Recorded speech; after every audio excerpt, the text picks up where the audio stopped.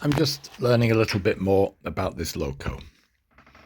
It's rather a fine day, and so it might be opportune to even give it a steam.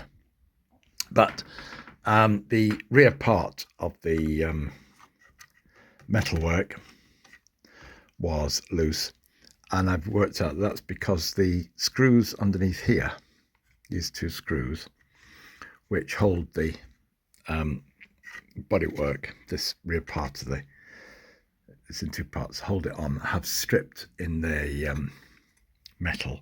It's only thin metal. And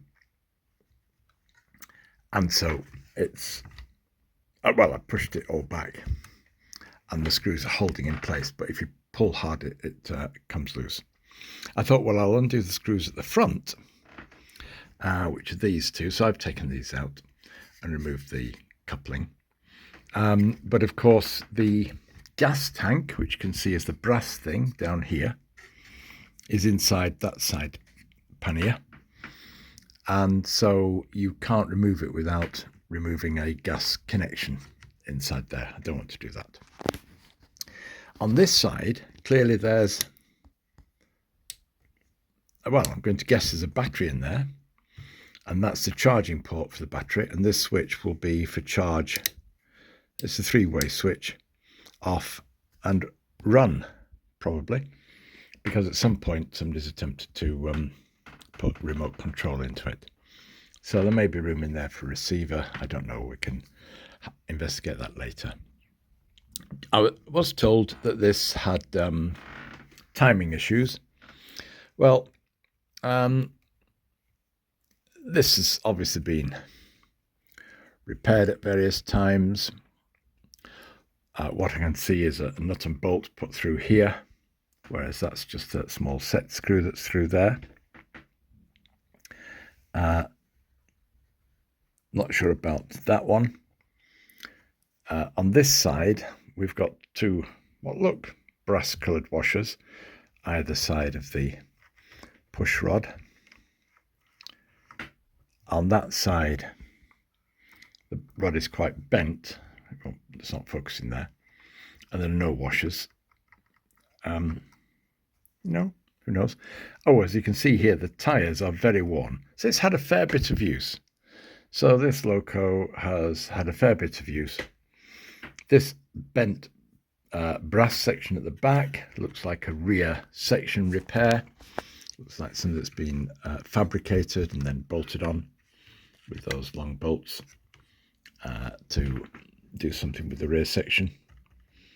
Because I don't know the original very well, difficult for me to say. Yeah, and this is that, I think they thought it was an LGB part with a coupling on for that pony truck at the rear there. Just one or two things that I'm noting from underneath. But the wheels spin relatively easily.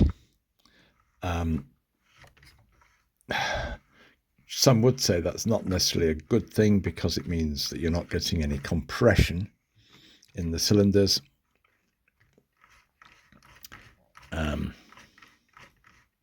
Well, I don't know about that.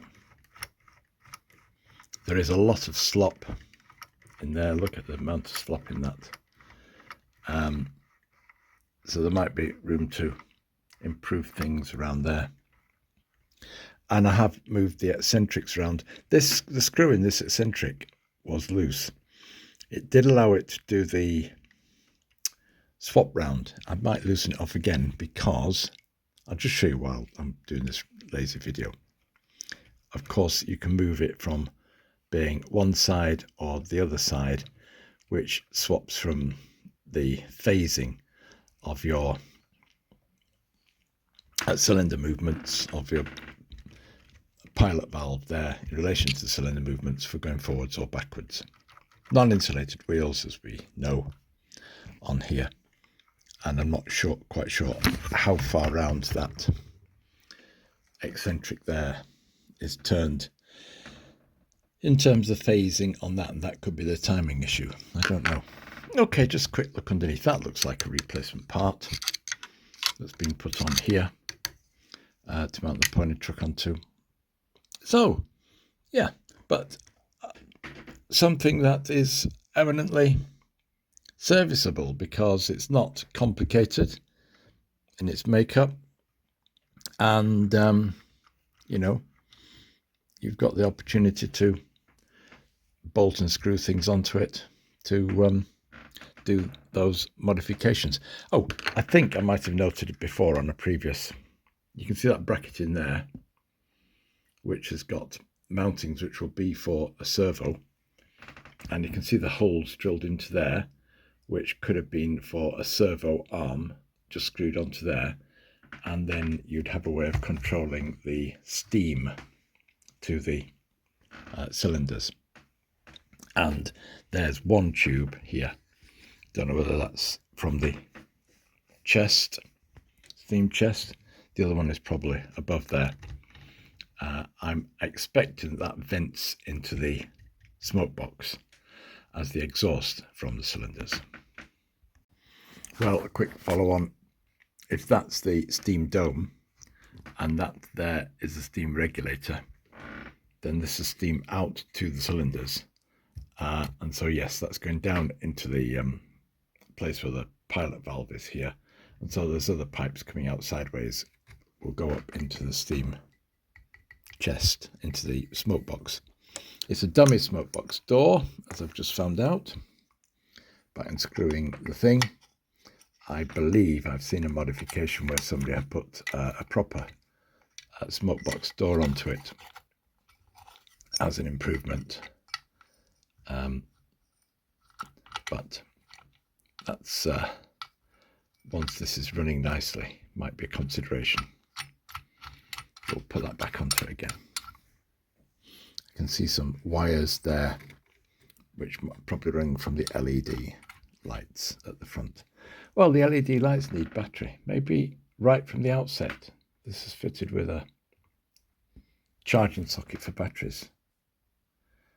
Don't know where else the batteries would be.